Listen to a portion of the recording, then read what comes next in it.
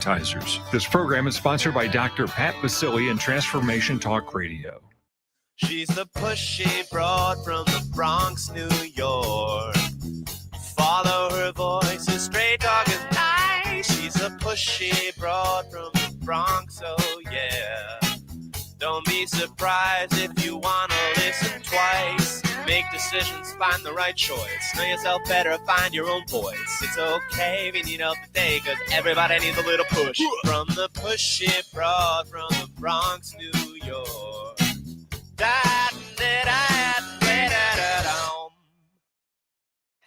Welcome, Transformation Talk Network listeners. My name is Ellen Stewart, and I am the pushy broad from the Bronx. Welcome to my show, Recovery Recharged, where I share advice and support from experts in addiction, recovery, and today, life and money manifestation. I have my favorite guest on the show this morning. He was with me last time. We did some great work together, so much so that I brought him back for special news for the holidays. We're going to be talking about manifesting money, goals, and joy, and using the law of attraction to end the year strong with my friend, Andrew Kapp. If you remember, Andrew Kapp is a 3-time best-selling author, most prominently known for writing the last law of attraction book you'll ever need to read, with over 150,000 copies sold.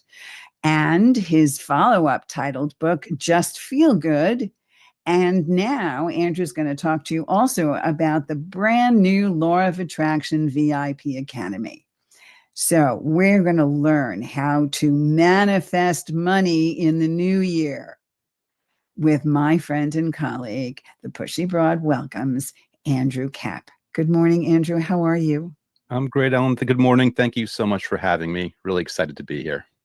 It's always excited to have you. And we're talking about my favorite topic, manifesting money. I mean, my goodness, who doesn't want that? So if you're driving this morning in Seattle, listen up, because we're going to do some great manifestations that you can do while you are driving. So from the law of attraction standpoint, give us a couple of useful steps that one could consider, that if they want to improve their money situation, what do you think we should do in a new approach to the year? Give us some ideas. Yeah, well, for this, it almost sounds too simple, but the simple is the powerful. And it's really about finding clear, simple ways to feel good about money, regardless of where you are financially. And you do that by looking for abundance in any place. You look for it, and it sounds almost counterintuitive. If you have abundance in your health, if you have abundance in your relationships, if you have abundance in anything, it's your reminder that there's so much more available to you than you might realize. And then all of a sudden, like everyone, well, not everyone, but a number of people here, they're on their drive to work. That car costs money. The gas in the car costs money. All these things cost money, and maybe you don't like the price of the gas, and maybe your car is a little older than you want it to be.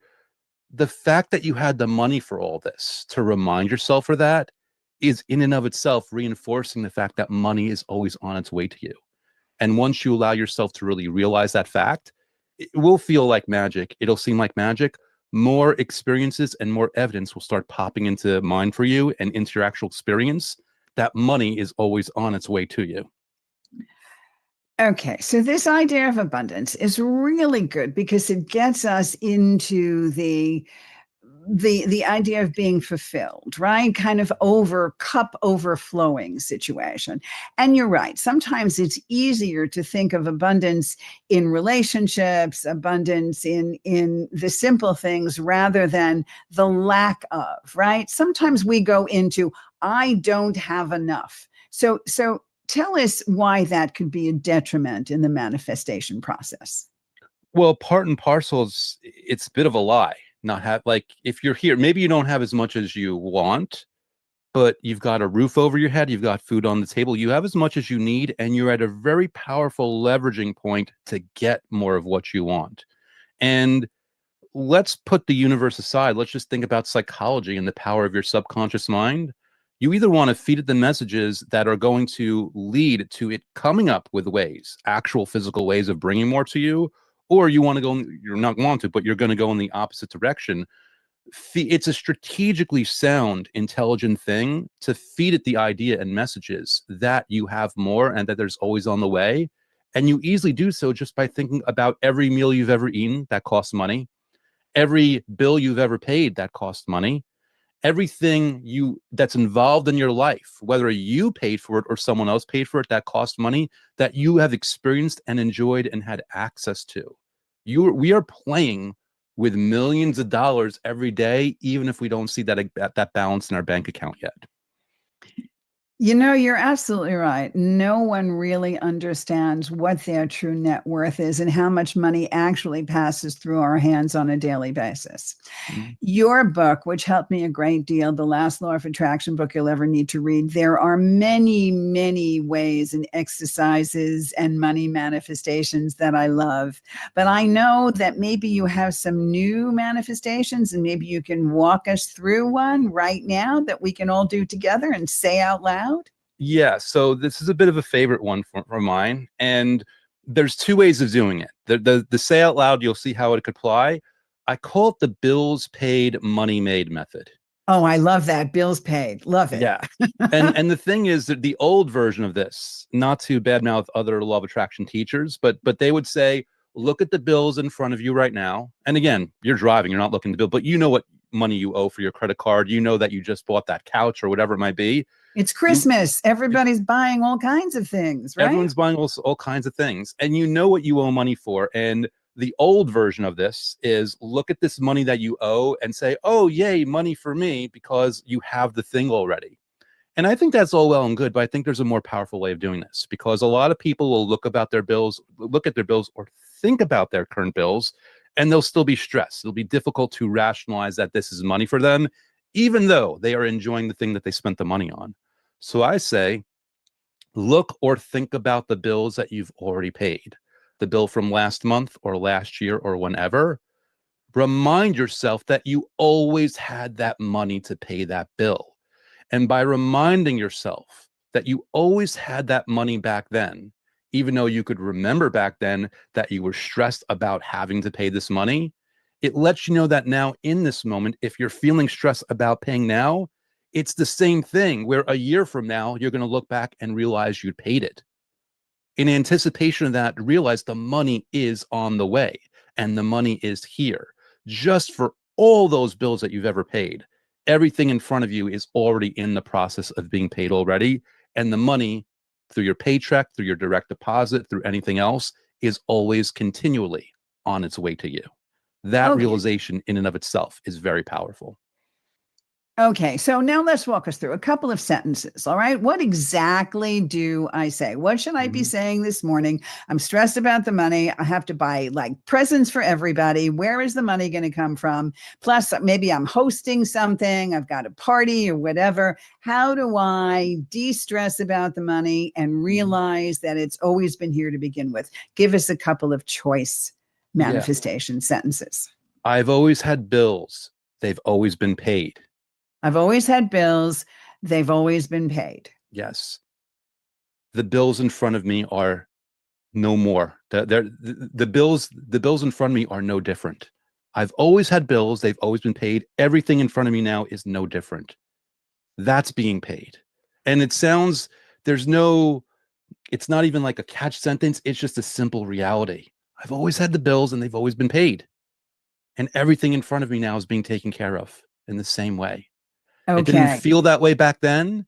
It might not feel that way back now, but that's the way it is. The money is here. The money is coming. The money is going to keep being here. The money is going to keep coming. I'm always going to have more than enough for what I need for myself and everyone I care about. Wow.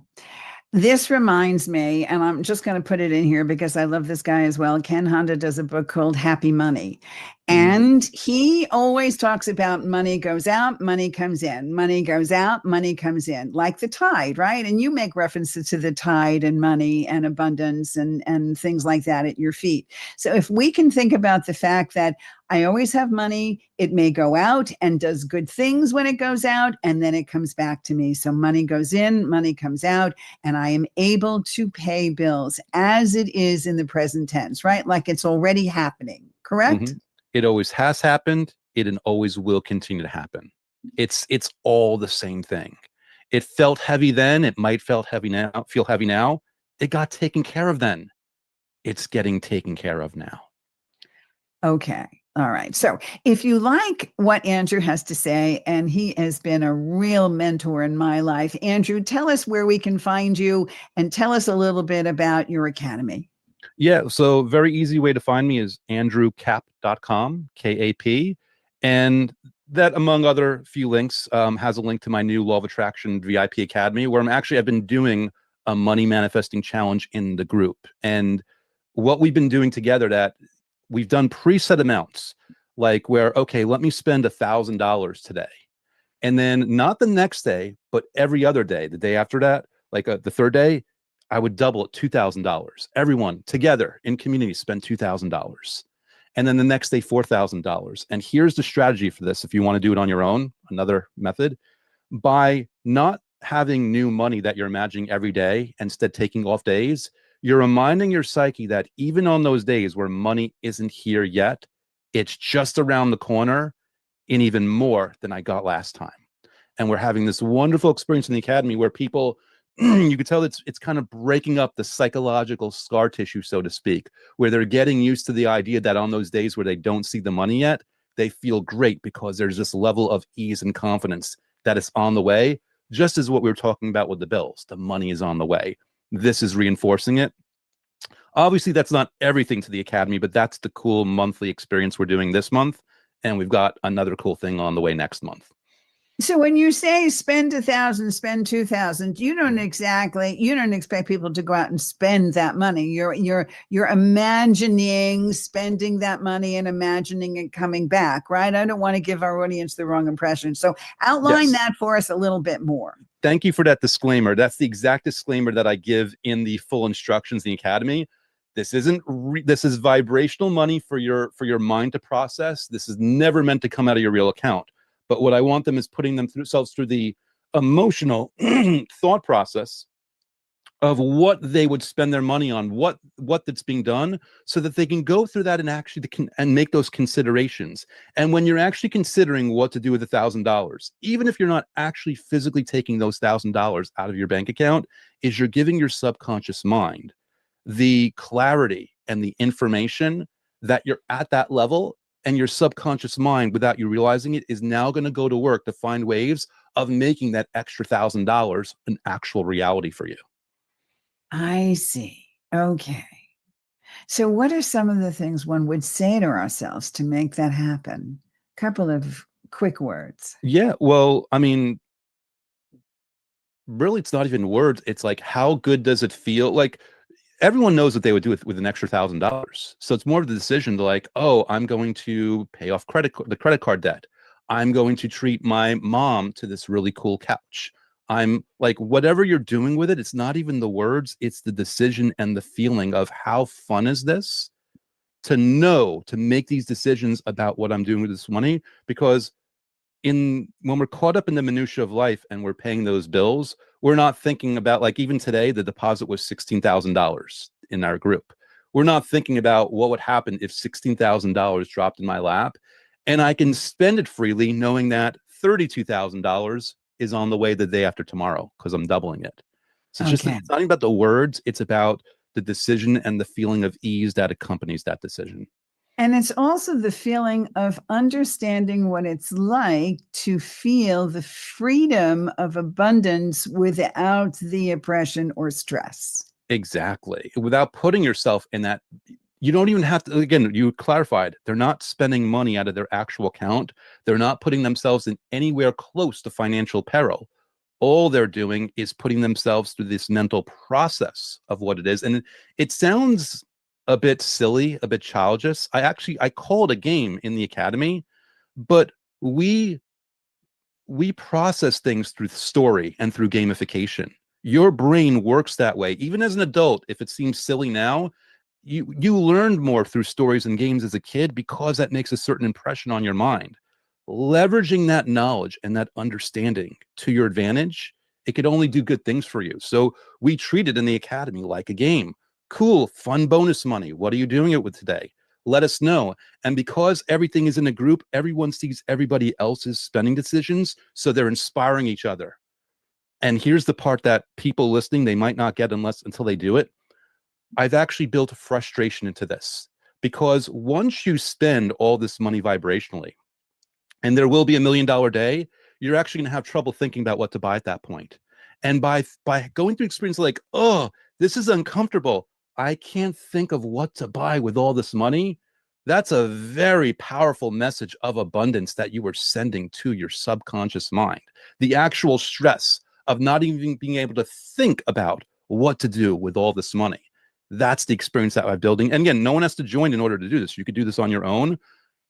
Assign yourself this money every other day that's increasing more and more and more, and just put yourself through the game of experiencing this kind of joy and ease. It's like fictitiously living through the lifestyles of the rich and famous. Okay. Yes. So I understand that sometimes some of us want to utilize specific goal setting, right? The process of improving their life and having specific goals along the way. How does this potentially interfere with the manifestation process? What do we have to watch out for, and how do we compensate for this? So everyone is different in their personality.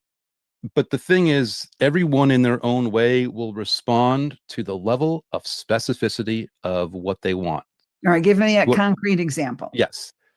If you say, if I'm going to manifest $50,000 in 6 weeks, does that feel good or does that feel bad? If it feels bad, you've put in a level of specifics that's too much. So you say, okay, maybe not 6 weeks, I'll do it in 8 weeks. Does that feel good or bad? Does 10 weeks? Do you need a time limit? The thing about goal setting is you need to pick a goal that's only specific enough that it still feels good.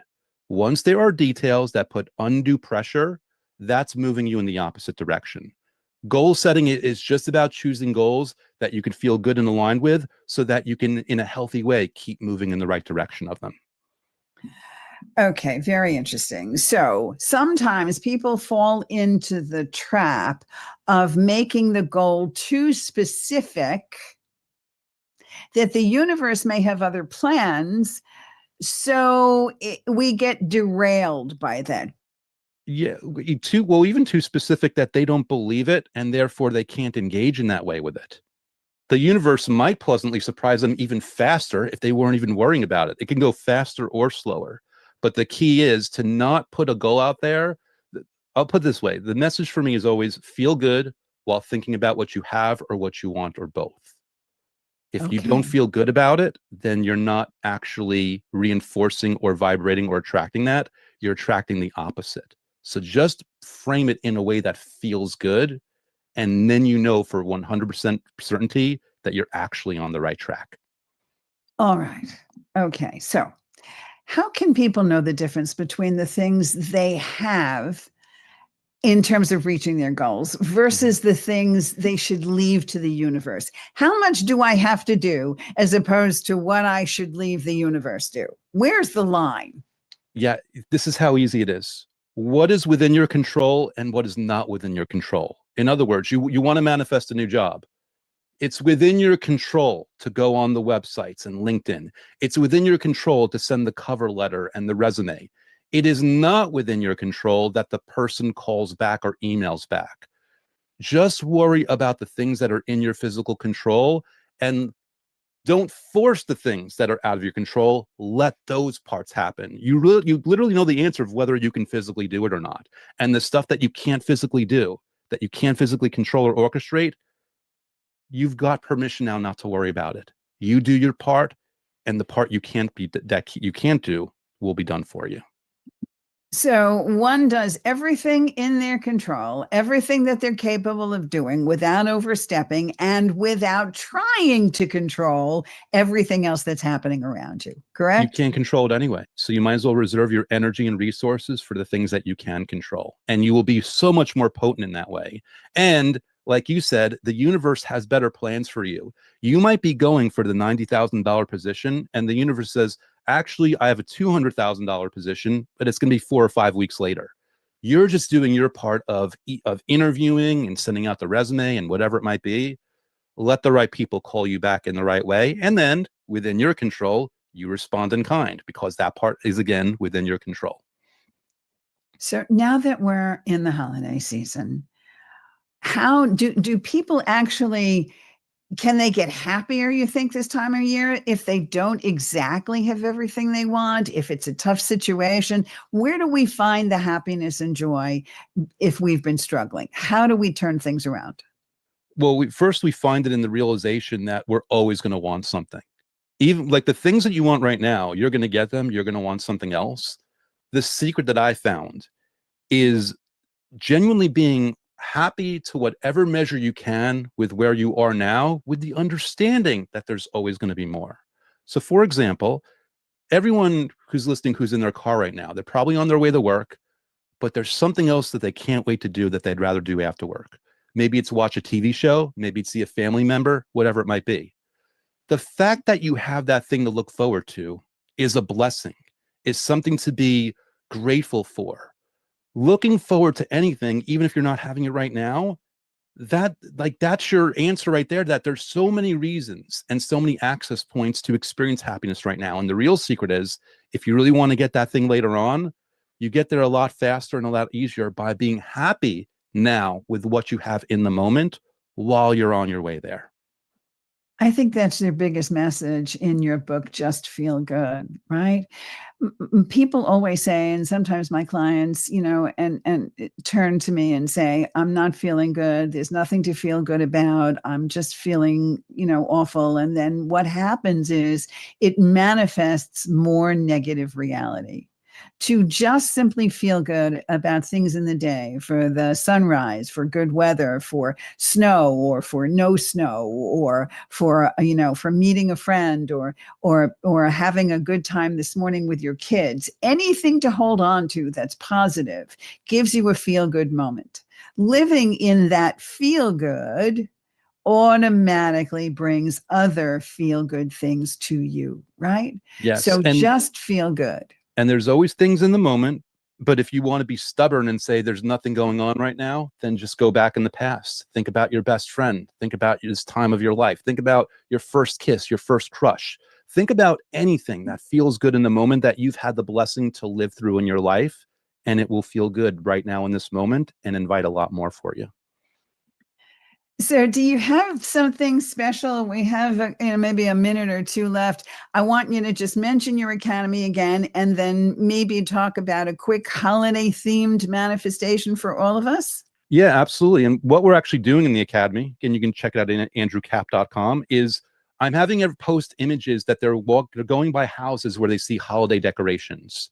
And by having it all throughout the academy, people can scroll through, and like whenever I see a Santa Claus, I'm going to use that as a cue to feel grateful for something from my past. When I see a reindeer, that's going to be something to let me think of something grateful for in my present. When I see Christmas lights, something grateful for from the future that's on its way here. You could do that same thing where you are when you're walking around or driving through. Well, walking around, you want to be safe on the road. Walk around your neighborhood and you see all the decorations. Assign different Christmas decorations as cues, as indicators to think about different things to be grateful for. You're leveraging the environment around you to give you excuses to feel good that will enhance your vibration, enhance your mood, and make you just feel so much better. And again, if only you could realize, by finding these ways of feeling gratitude, if only you could realize the psychological and energetic benefit that you are giving yourself in this very simple, very user-friendly process. It really does change your brain. It really does rewire your spirits. Please take about 30 seconds and give us a message to going forward for the new year, and how we can go through and really do this manifestation in a very happy, healthy way. Yeah, everyone listening to this is coming from different points. Some people are more hopeful than others. Regardless of where you are, if you're listening to this, trust me when I say that if you just take 5 minutes out per day to focus on gratitude for things in your life, things you've had, things that you are having right now, on the worst case scenario, you are giving yourself the gift of a 5-minute break from your usual troubles and concerns. So no matter what, it's a win. But either way, who knows where it might take you. Fantastic, Andrew. Thank you so much. Happy holidays to everybody. Happy New Year. We'll see you in 2026. This is the Pushy Broad saying thanks for listening, and we'll see you next time. This is Ellen Stewart, the Pushy Broad from the Bronx, saying thanks for listening. And remember, everybody needs a little push. From the pushy broad from the Bronx, New York.